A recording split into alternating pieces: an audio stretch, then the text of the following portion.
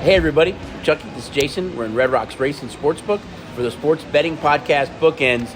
Jay, it was another crazy week in both college and pro football. Last week in college football, you had Michigan, Georgia, and Southern Cal, just to name a few, that did not cover the big numbers that they were favored by last week. Yeah, again, we've seen kind of the teeter-totter of week one underdogs, week two favorites, week three underdogs, and so it's gone back and forth in college. And pro is another crazy week with games coming down to the wire, and just it's why we're driven to watch college and pro football, the excitement each and every week. I think this week, too, when you look at now that a lot of these teams are getting to their conference schedules, there is a bunch of marquee kind of games to look at with top 20 teams in there that we're going to kind of dive into, kind of critique in our first segment. And let's jump right into it. I mean, you've got number 7, Kentucky, and number 4, Mississippi going at it this week.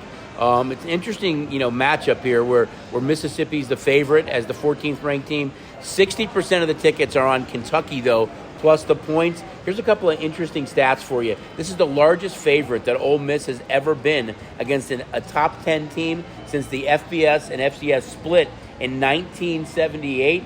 Also, Ole Miss is 0-3 against the number in a favorite role against top 10 teams since 1978. So kind of an unfamiliar territory for them. We know how Kiffin likes to run it up and score some points, but Kentucky is the higher-ranked team of the two. Yeah, these teams really, I think this was a look-ahead situation for both of these teams last week. Kentucky really struggled early against Northern Illinois. They were able to come out, play a better second half, but they were tied with Northern Illinois at halftime, and Mississippi only beat Tulsa by 7 points in a game that they, were a much bigger favorite than that. So both of these teams definitely looking ahead to this situation. Will Levis has been, what we think is going to be a pro-type style quarterback. He's actually projected now as potentially the number 1 overall quarterback to be taken in the draft in 2023. So this is a tight game. I think it's going to come down to who can make a big stop on the defensive side of things. But that's just one of the really good games. Another one we'll look at is Wake Forest and Florida State. Another really, really good matchup here between these two schools. And, 65% of the tickets are on Wake plus the points here. But what really stands out to me more is that the last 7 straight times these two schools have played, the total went under. The total is 65 in this game.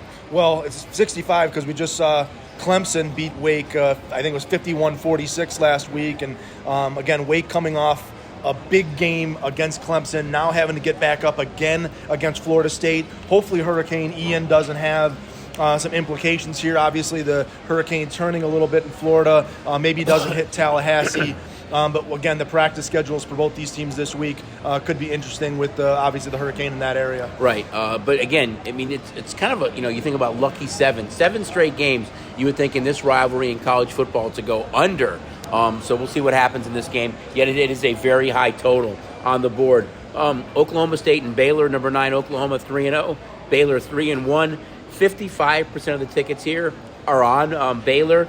Kind of interesting, though, almost 90% of the tickets are on the over 56.5 in this game. A couple of interesting trends. Baylor is 3-0 against the number against top 10 teams since early last season, and Baylor is 6-1 against the spread as a home favorite since the start of last season. That might be why the public's backing them just a little bit in this game against Oklahoma State. Well, I had this game circled up. This is my absolute game of the week, and if you're a Spencer Sanders fan, you'll probably understand why. Oklahoma State last year lost to Baylor in the Big 12 championship game, a game that if they probably win, they have a chance to get into the college football playoff. They lose 21-16, and they had first and goal at the 2-yard line and failed 4 times to be able to win that game. Spencer Sanders threw 12 interceptions all of last season.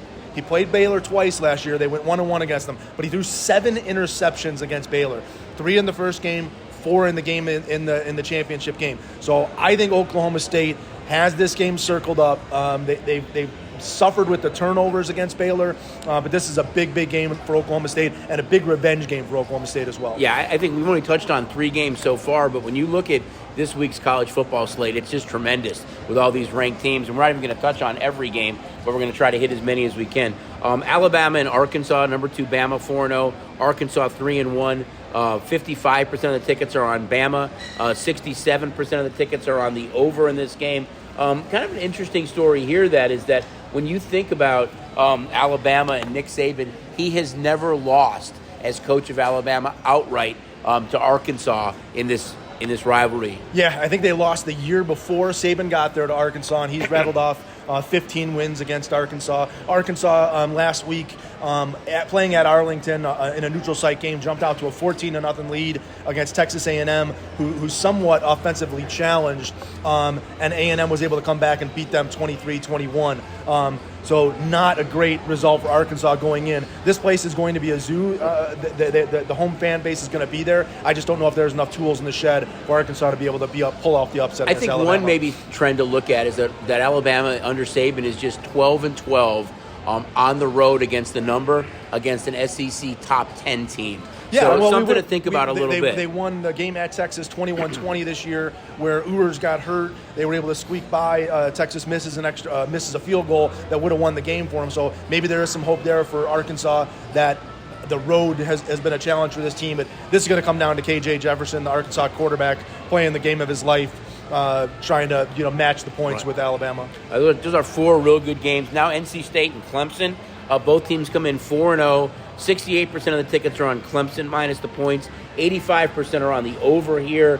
And, NC State is 4-12 against the number in road games since the start of the 2019 season. They're 0-3 straight up and 2-1 against the spread on the road against AP top 5 teams under their current head coach. So they're going to need to kind of really ratchet it up a bit here, I think, in this game. Yeah, this is one that NC State has circled for sure. This is his target, to go and win this game every year. They did pull off the upset last year, beating them 27-21. Clemson had, up until last week when they put up the 51 points on Wake Forest, Ukulele, however we want to pronounce his name, we butcher it every time, had really struggled, but he put up some big numbers last week. I have a feeling this is going to be a very defensive game.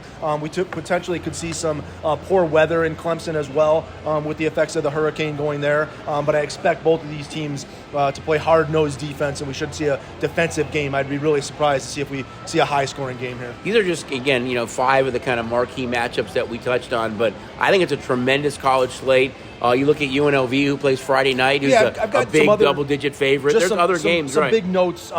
Some of the things that the books are hitting on and missing on, and when I say missing on, 3 key teams that are 0-4 against the spread, meaning we haven't done enough to adjust the point spreads in those games. So Utah State 0-4 against the spread this year, playing at BYU after winning the conference title last year. Playing at BYU as a 24.5 point dog, but again, we haven't been doing well on Utah State, 0-4 against the spread. Georgia State, 0-4 against the spread, plays at Army as a 7.5 point underdog, and Colorado, who we think is one of the worst teams in college football, 0-4 against the spread, and they travel to Arizona as a 17.5 point dog. So if you like these teams to continue that trend of just not being able to find a way and that they're bad, look at Utah State, Georgia State, and Colorado, who are all 0-4 against the spread. Georgia State and Colorado are also 0-4 straight up. On the flip side, teams that are 4-0 against the spread.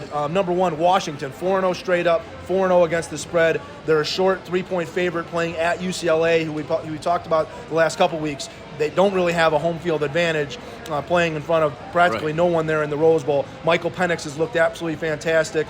Could see a lot of points put up here. But Washington 4-0 straight up, 4-0 against the spread. Oregon 4-0 against the spread is Oregon State 4-0 against the spread. Travels to Utah as a 10.5 point underdog. Your own Runnin' Rebels 4-0 against the spread. Again, a home favorite of 14.5 against New Mexico. And strangely enough, James Madison, welcome to Division I football, 3-0 against the spread. So those are some of the teams that we're kind of missing on with the fact that we haven't been able to hit against the spread number. Right. It's been kind of a crazy start to the college football season. I think the teams that we've kind of expected to be at the top are there. You haven't seen a big upset in the top 5 or 6 yet. But I think this week you're going to kind of get a better feel for some of these teams that are right outside the top 10 of how they play. I also want to touch on that last man standing, down from 833 going into last week.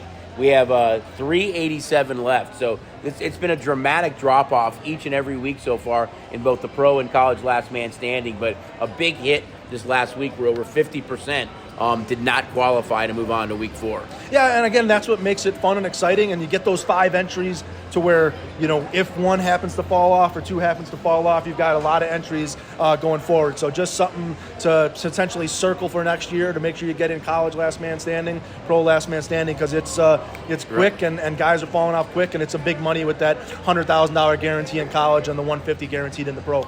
Just talking about college too, we've already seen 2 head coaching changes, Georgia Tech and Arizona State last week. So, you really talk about only being into it now for 4 straight weeks, and teams are already making head coaching changes, which seems a little bit sooner than what we've seen in the past. Well, you don't have to go back and talk about the coaching change at Georgia Tech. I don't remember if I went on my rant here or not. You did, yeah. We watched that opening Monday night game with Georgia Tech. That was Labor Day weekend, that Monday night game, right? It was against Clemson, and they what I thought basically quit on the field on the last 2 possessions, allowing Clemson to go down and cover. And so I'm not surprised at all. They've done nothing since preaching the change of that offense from the triple option to going to a regular offense. And unfortunately, those things type happen. But we want to see those things happen because we want to see competitive football teams on the field. Yeah, it's been kind of strange again seeing those changes so early on. Don't forget, guys, with all these college football games, it's a phenomenal week of college football. You've got a number of games on Friday night, one on Thursday, and a full slate on Saturday. Such a great time to get signed up for STN Sports. We still have up to that $500 bonus going on. We've got some cool swag that a lot of the properties are giving out as well. We love it when you guys come out, hang out, enjoy everything we have to offer. But what a great time now with hockey and NBA not that far away. Golden Knights are playing in preseason games. Get signed up for STN Sports. We're going to come back and we're going to jump into pro football. So we'll see you guys just in a minute on our next segment of Bookends. One of country music's finest. Somebody else will find on. Justin Moore, live in concert. October 13th, 8 p.m. The Sandbar at Red Rock Resort. On sale now. Purchase tickets at any Station Casinos Reward Center. Online at stationcasinoslive.com or ticketmaster.com. He can't even bait a hook. Justin Moore live. Hey guys, we're back for our next segment of Bookends, and we're going to dive right into pro football now. And what a phenomenal game on Thursday Night Football. Defending AFC champs, the Bengals, off to a little slow start this year against the only undefeated team in the AFC, the surprising 3-0 Miami Dolphins. But the last 3 times Miami was undefeated, 2018, 2013, and 2002, to start the season 3-0, guess what?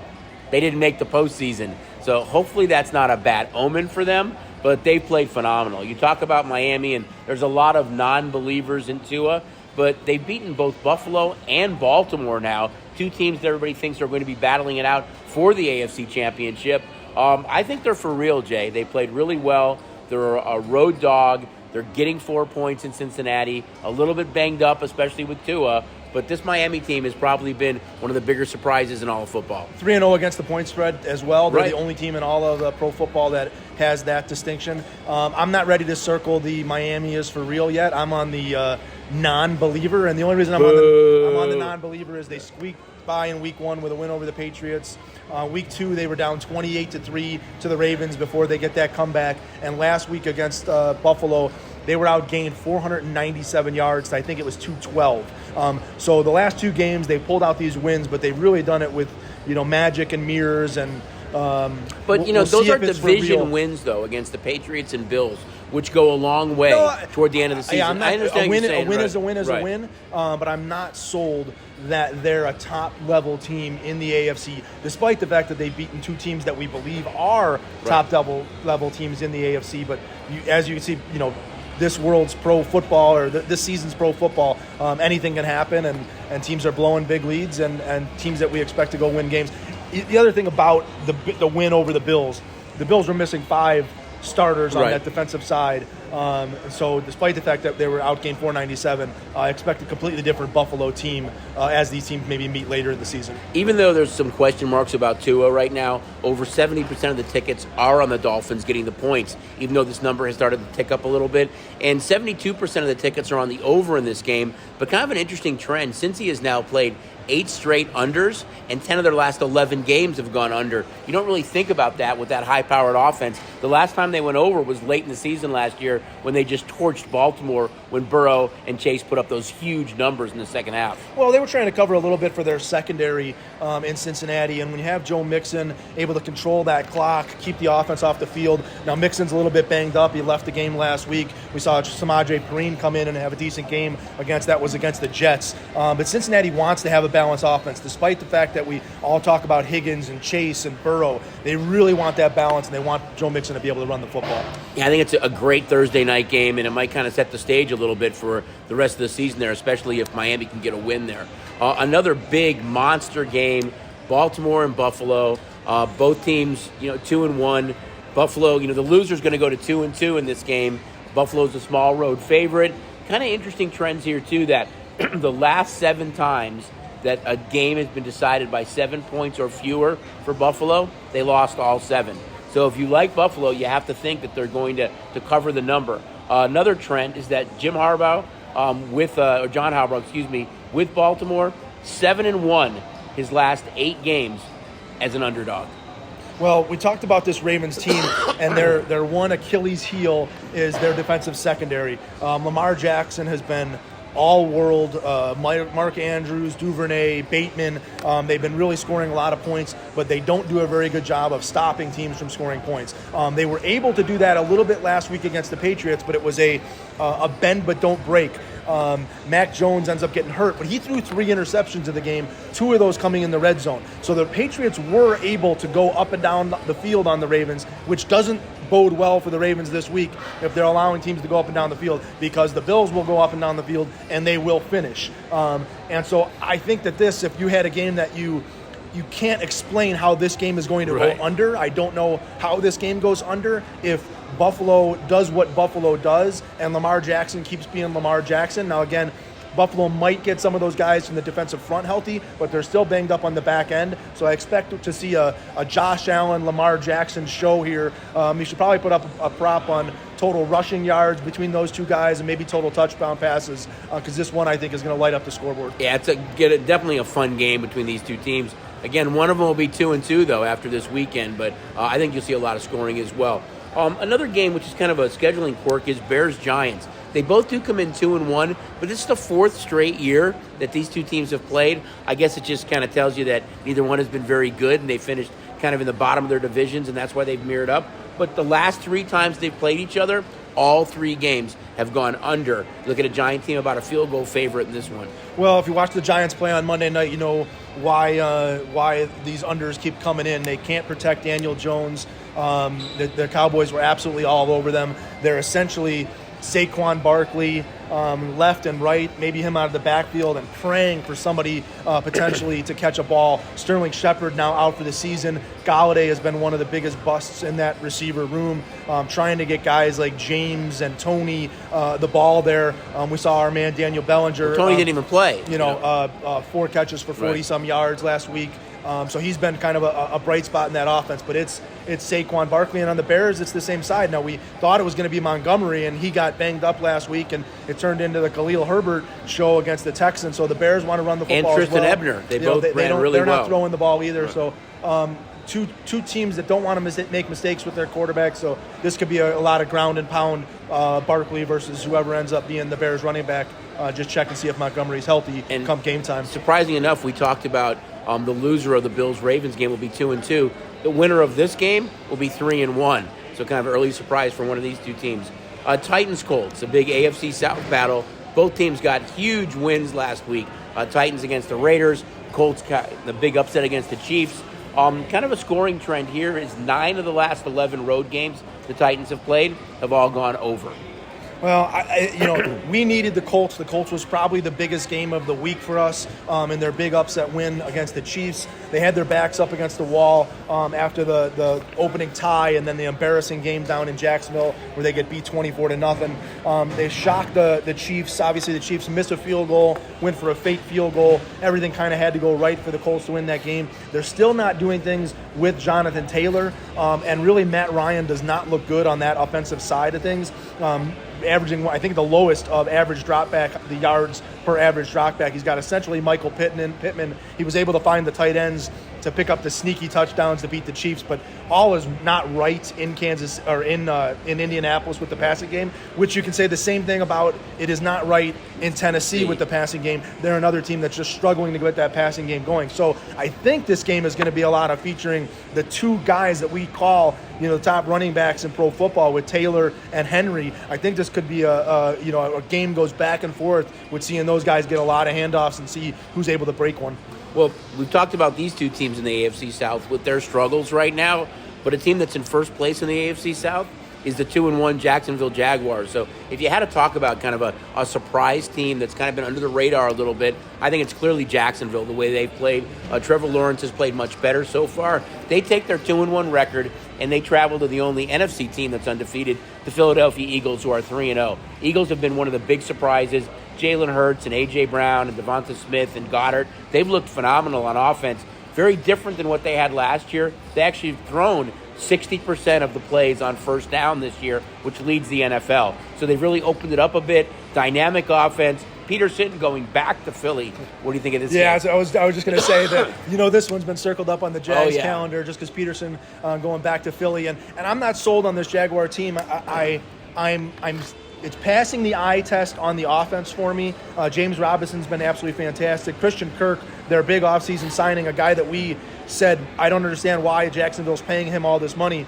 Obviously, they had a plan. Right. They're staying short. They're getting the ball out of the hands of Lawrence very, very quickly. I'm just not sold that the Jaguars' defense is any good right now. We saw the Commanders put up 28 points on them in Week 1, and then they go get a shutout of the Colts, and they go embarrass the Chargers, holding them to 10 points. However, I just caution in that the Colts had essentially no healthy wide receivers in that game when they played the Jags. And the Chargers, we know Justin Herbert was playing with banged up ribs, no Keenan Allen. So the last two games for the Jags, they've really played two offenses that have all the excuses in the world. So for me, Jacksonville, if you want to prove that you can play on the defensive side of the football, this is the big challenge. If they're able to hold the Eagles under 30 points, I'll be impressed, because I think this is a defense that's got a lot of holes. Are you a believer in the Eagles, though? The last 2 weeks, they've scored 24 points during the first half, didn't need to score basically anything in the second half, and they were very vanilla. Are you a believer in the Eagles? Yeah, I'm a believer in Jalen Hurts. I don't know that I'm a believer in the whole team as a whole.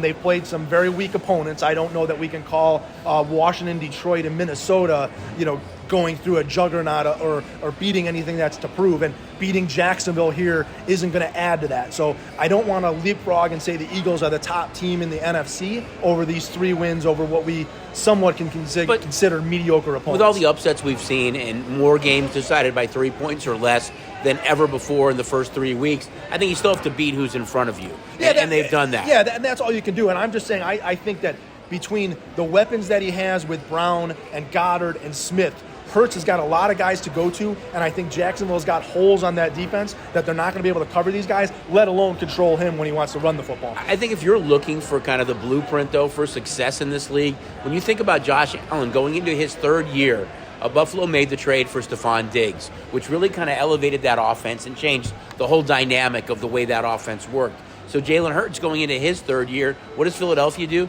They go out and they trade A.J. Brown for A.J. Brown, and it's kind of changed the dynamic of that offense as well. So I think when you're a young quarterback, and maybe we don't value it enough, when you go out and get a marquee wide receiver like Diggs or A.J. Brown to help a young quarterback's development, it really has changed both those offenses pretty dramatically. So now we're going to look at another game here that's kind of near and dear to our heart, and that's the Broncos-Raiders. I think both teams, huge disappointments at this time. The only winless team with the 3 losses is the Las Vegas Raiders. Really struggled out of the gate. They were 4-0 in preseason. You guys did well. You cleaned up. We did horrible on the Raiders during the preseason. But what's wrong with the Raiders? I mean, they're a small favorite. Number has ticked up a little bit. Broncos have had some struggles too. Only 2 touchdowns, more 3-and-outs than anybody else in the league. They've lost 4 straight games to the Raiders and 5 of the last 6 straight up. But the Raiders need a win here, I think, more than any team in the league. Yeah, we talk about, your backs are against the wall and your season potentially on the line. And if there's any team that fits the mold, that's the Raiders this week. And, I think this is almost a must-win situation for Josh McDaniels and the whole team, and I'm sure the team is feeling the pressure. They do kind of find a diamond in the rough, and Mac Hollins and his performance last week was absolutely exceptional. Kind of came out of not really nowhere, because he led the team in receiving the week before as well. But I think if you can pair him up with Carr and Adams, and if they can get Hunter Renfrow back and Waller, the offensive weapons are there. It's just the defensive side is leaked out, and the great thing about the defensive side being struggling is you get the Denver Broncos to come to town, who that Niners-Broncos game last Sunday night, it was hard to watch. I mean, it was an 11-10 final, and it was, I think we had 8 Russell Wilson 3-and-outs that happened in that game. So, I mean, we thought that Russell Wilson added that Bronco team with Courtland Sutton and Jerry Jeudy was going to be a dynamic offense, and it's absolutely nothing like that. I mean, these guys look like shells of themselves. They look like they're playing with, Drew Lock out there. There's nothing special about the Denver offense.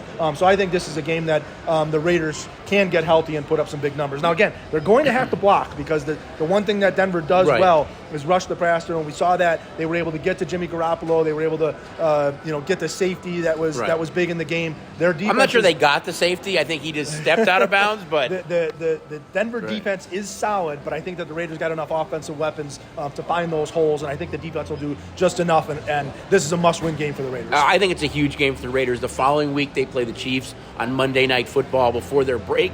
If they don't win here, they could go into the break 0-5. And you talk about Denver, and their defense has played really well. Outside of Tampa, they've given up the second least amount of points in the entire league. But those are games against Seattle, San Francisco, and the Texans. Not exactly offensive juggernauts at this point. So I think it's going to be an interesting matchup. Both these teams really need a win, but San Francisco does come into this game at 2-1. So I think it's a much bigger game for the Raiders. Denver, excuse me. Now let's look at the Sunday night game. Chiefs, Bucks. Both teams come off a loss. I can't remember the last time we talked about going into a Sunday that the Chiefs and the Bucks both lost the previous week. A small road favorite here in the Chiefs. Both teams kind of need a win, I think. Great game, though, for Sunday Night Football. Yeah, and there's an interesting tidbit to this game. Obviously, we've talked about Hurricane Ian a couple of times.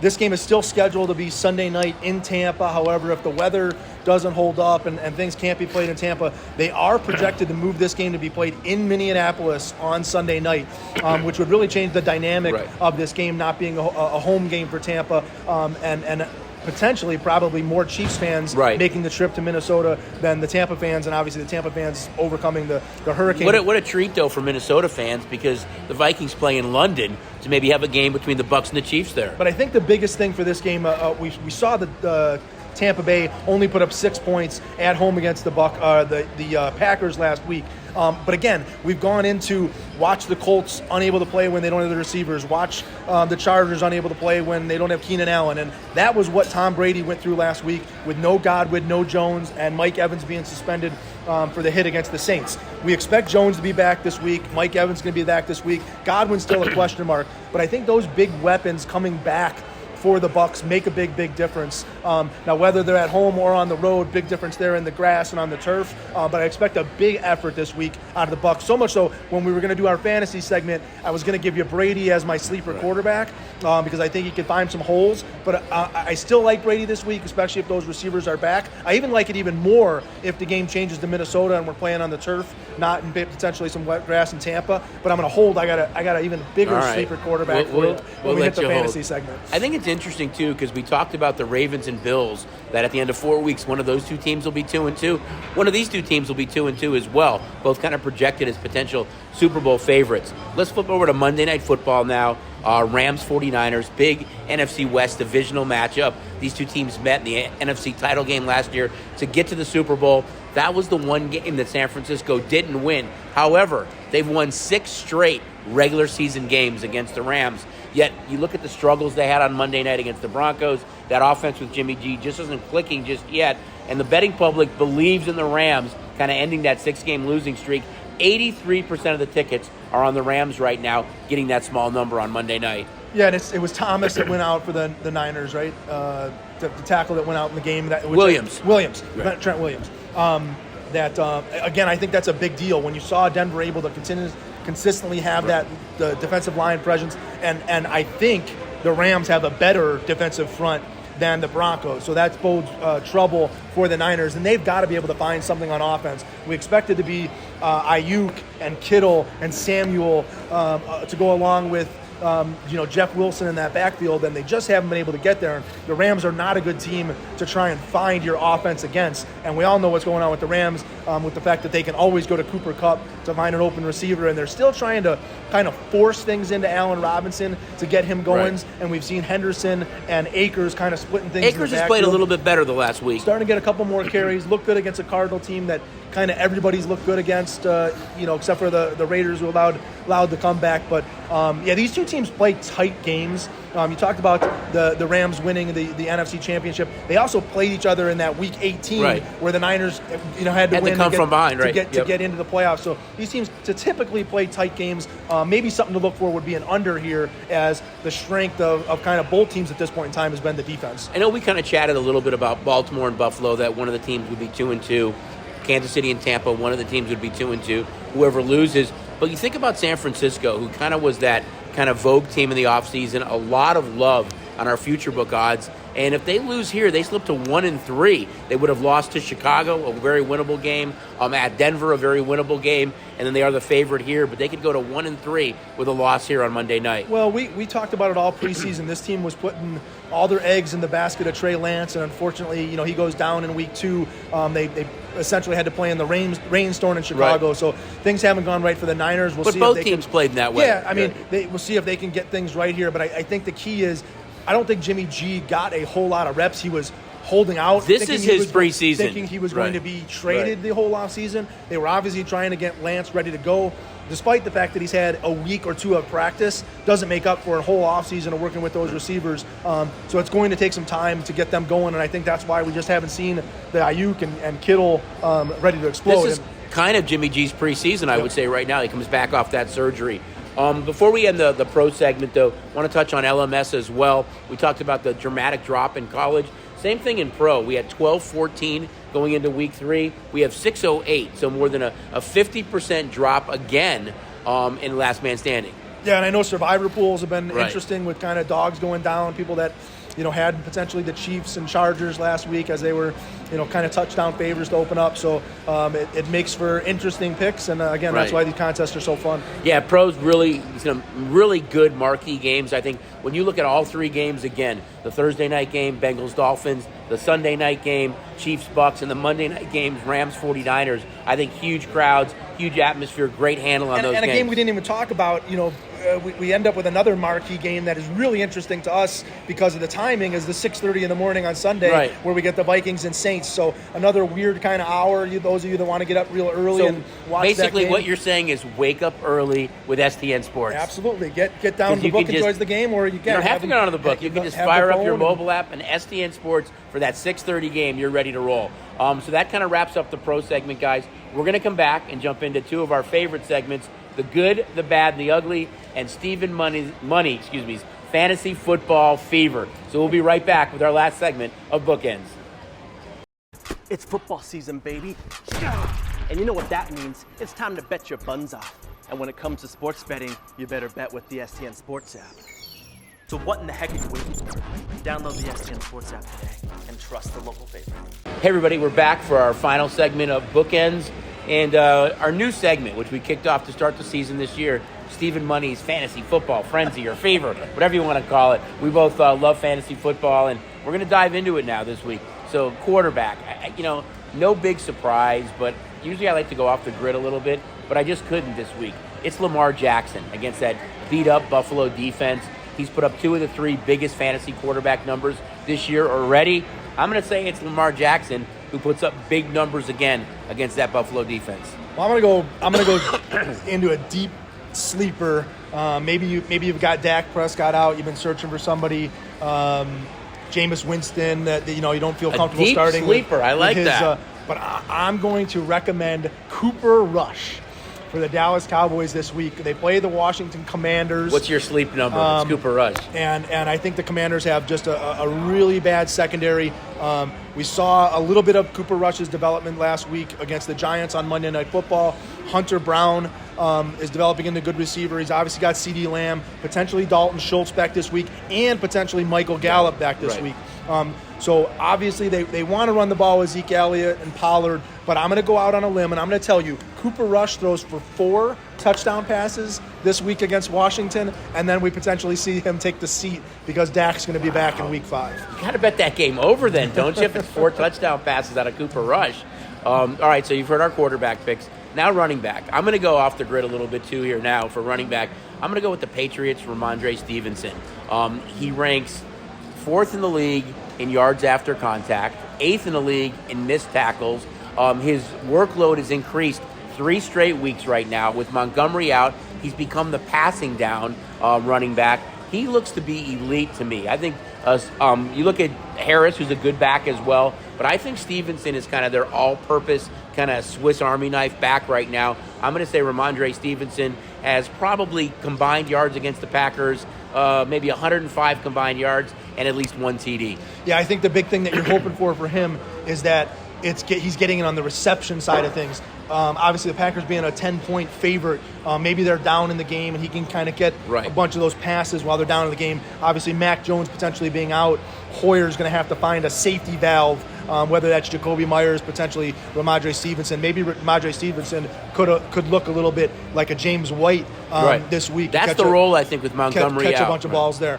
I'm going to go, he shouldn't be a deep sleeper. He should be the number 1 waiver wire target if he wasn't owned already. But I'm going to go Jamal Williams for the Detroit Lions. He's already had a great season to date. He's got 4 touchdowns. He's kind of been hijacking. And Swift has 2 touchdowns. All the touchdowns from DeAndre Swift, who expect to be out for this game. I'm expecting to be out for this game. I don't think the Lions play him. I think Jamal Williams gets the Lions' share of the carries. And again, he's going up against the Seattle defense that allowed Cordell Patterson to rush for 141 yards last year. Even more so, Amon St. Brown could be out for the Lions, where they might need to lean on that running game a little bit more. And he's also a guy that catches balls out of the backfield. So Jamal Williams, I think, is a big play and definitely should be a running back number 2 this week in fantasy. It looks like St. Brown will play. He's listed as probable now, but you're right. Williams really has poached a lot of touchdowns away from Swift early on, and he's kind of been their goal line back, which has made a lot of fantasy managers who invested in Swift early pretty angry. Yours truly included. Wide receiver now, and it is. I couldn't go too crazy with wide receiver. I just looked at the Thursday night game, and you look at Waddle and Hill, who rank 1 and 2 in yards per play, and both in the top 8 in yards after catch. I mean, these 2 guys have just been dynamic. Everybody said that Waddle would suffer with the trade for Hill. It's been the exact opposite. They are 1 and 1A, and this offense is dynamic with those 2 guys. So if you've got Waddle or Hill, pencil them in, play them, just watch the game on Thursday night. You're going to get some points. Excuse me. You're naming 2 wide receivers in your sleeper, taking both. So They're not even sleepers. My wide receiver here was Drake London out of Atlanta, playing Cleveland this week. Potentially I won't say that Clowney hasn't practiced yet this week. Myles Garrett in the single car crash this week. Not sure what's going on with those guys on their defensive front. Probably both going to play, but maybe both, limited practice. Cleveland did give up some big yardage to Deontay Johnson and the Steelers, who I don't think have as good of a passing rapport as what Mariota and Drake London have discovered. And Drake London probably had his worst game against Seattle this past week. He had 2 bigger games the week before. And I'm looking for a big rebound here. I think he can exploit that Cleveland secondary. And if you're going to name 2, then I'll also take Kyle Pitts, who was absolute, invisible for 2 weeks. Yeah, it didn't exist for the first 2 weeks, but I think he had over 80 yards against the Seahawks. I think that Atlanta looks to get that passing game going, and I think we see Drake and London, Pitts and London both have a big game. Yeah, I think when you look at Pitts and London, too, kind of one interesting stat I'm going to throw out. They play Cleveland this week. Both Cleveland and Atlanta are both 3-0 towards the overs this week. So if you like some of their players for fantasy purposes, there could be a lot of scoring in that game. All right, guys, now it's our favorite. I can hear John queuing it up right now. It's that whistle in the background. It's the good, the bad, and the ugly. All right, the good. We're going to go to baseball. We're going to go not the Cleveland Indians, but the Cleveland Guardians. Yeah, and I've been enamored with this team, watching them all year long. Potentially, we're projected for a third-place finish in the Central behind the White Sox and the Twins. have Bieber on their pitching staff, but really not a lot of names on the pitching staff. Stephen Kwan's been absolutely fantastic, a rookie in their leadoff position. Ramirez, Rosario. But the one thing that's interesting about this team is they're the youngest team in baseball. Right. And saw a stat this week that the youngest team in baseball, going back, for the last, I guess, all of baseball, has made the playoffs 7 times. So if you're the youngest team in baseball and you make the playoffs, that's happened 7 times. And what's interesting about that is all 7 times that the youngest team in baseball has made the playoffs, they've made it to the World Series. I think the last time was the 1986 Mets. They haven't always won the World Series. There's been a mixed bag of wins and losses, but I really think that's interesting for this Cleveland team. They've got a lot to overcome, obviously, with the fact that you're going to have to beat the Astros, going to have to beat the Yankees, probably going to have to beat a Tampa or a Toronto in a wild card. They have to beat 2 teams, right? But congratulations to the Guardians. I think it's been a really good season for them, and obviously from a standpoint of the youngest team in baseball, looking for where they can go in years to come, and see if they can potentially get another top-tier starter. This is going to be a dangerous team moving forward. Yeah, they have been a fun team to watch. Really have played well over the last 2 weeks. So we talked about the Guardians as the good. I'm going to stay in baseball with the bad. I know there's some great stories in baseball. We're going to talk about Aaron Judge, Albert Pujols. I love the new wild card format. I was never a fan of just one game. I love the best of 3 right now. But what in God's name is going on with hitting in MLB? I know that next year they're going to look at eliminating the shift and bigger bases and stuff. But batting averages this year in Major League Baseball overall, 248. The second lowest. The lowest was 237 in 1968.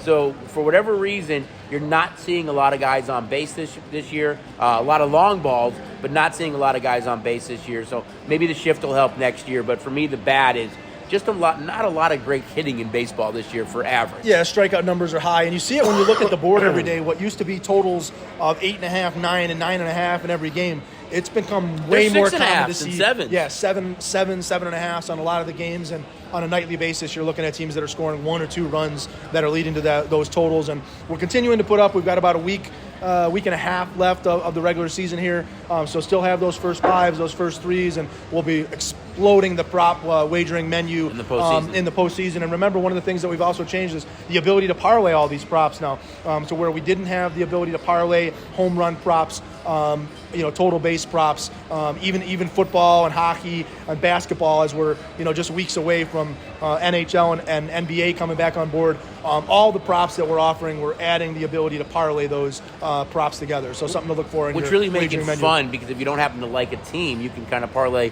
individuals. You can parlay over home runs, over goals scored, over yardage. So a lot of kind of cool stuff on the board. So we've kind of hit on the good and the bad in baseball. Ugly. We're going to go back to college football. Yeah, I hate to do it and call a team out, but I got a Boise State Broncos as the ugly this week. I mean, drop a game where Wait a minute. You're not talking about their blue turf, right? Well, the blue turf, I actually enjoy looking at the blue turf. I make sure. I question the Eastern Washington red turf. All right. Just want to make sure Eastern you liked Michigan it. with the gray turf. Boise was out there at the forefront of the changing the blue turf, so we'll stick with the blue. He likes the blue turf. They've really kind of fallen off the wagon here. Boise State was that perennial small conference powerhouse that we looked to sneak up into the national championship picture. Started the tail off last year, finishing middle of the Mountain West, and to go and lose as a 17-point favorite to UTEP this past week. Not only lose a game as a 17-point favorite, but you fire your offensive coordinator immediately following the game, and then your starting quarterback, Hank Bachmeier, enters the transfer portal. So a complete mess going on up at Boise State. Hopefully they get figured out, but unfortunately for this week, Boise State Broncos, you are the ugly. When you say they fell off the wagon, you mean their offensive struggles, right? Just want to clarify that. It's their offensive struggles. So one other cool thing that we put up, and that's Aaron Judge. I mean, what a great story. We've kind of touched on Pujols and Judge a little bit over the last few weeks, but we've got some really cool props up now for every at-bat. that's going to involve Aaron Judge. Well, I was dead wrong on the Albert Pujols. You had asked a couple of weeks ago, is he going to hit the 700? And I took the under. I was yes. You took the over. And on the Judge question of will he get to 62, we were both on the over. So the last several days, it's been tightening up. He's been drawing a lot of walks. Right. Not a lot of pitchers coming to him, but it's been really kind of intoxicating every time he goes up to take a plate appearance. And so much so today we've put up what will he do in his first plate appearance against Mitch White today. So we'll have some fun with that. I think the home run is 8-1. The walk is plus 180, and you can bet all the options that he strikes out, puts a ball in play for an out, single, double, triple, home run, or reaches on an error. So those options are all available, and we'll continue to put up as much of the Aaron Judge stuff as we can, obviously, as he progresses through this week, and we'll see if we can get 61, and then obviously we've already has the props up on 62 as well. Will it be a solo 2-run, 3-run home run or grand slam, and what innings will the 62nd home run be hit in? So good stuff for the Yankees, and again, these playoff battles have somewhat been decided. I mean, we're really kind of looking at maybe Milwaukee and Philly still having that outside chance, and the Orioles, despite the big loss last night to Boston, still an outside chance there. But for the most part, we're just kind of seeing who's going to play who with those final teams in the wild card spots. Yeah, it should be exciting. Again, the best of three to start the playoffs in the wild card format, which I think is really cool.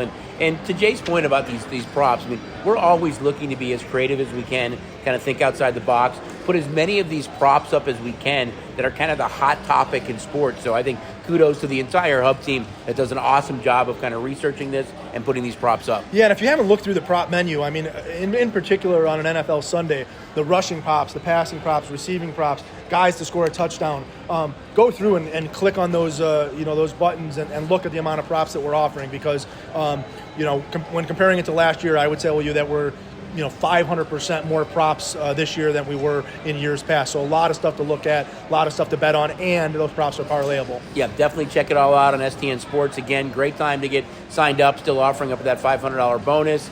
And it's always fun jumping on with you guys and kind of going through college, pro, fantasy, the good, the bad, and the ugly. And we're over here at Red Rock's Racing Sportsbook, the beautiful book at Red Rock. But check out all of our properties, all of our racing sportsbooks, a lot of cool stuff going on. Guys, we'll see you guys next week. Jason and Chucky on the Sports Betting Bet Podcast. Bookends. Good luck this week, guys.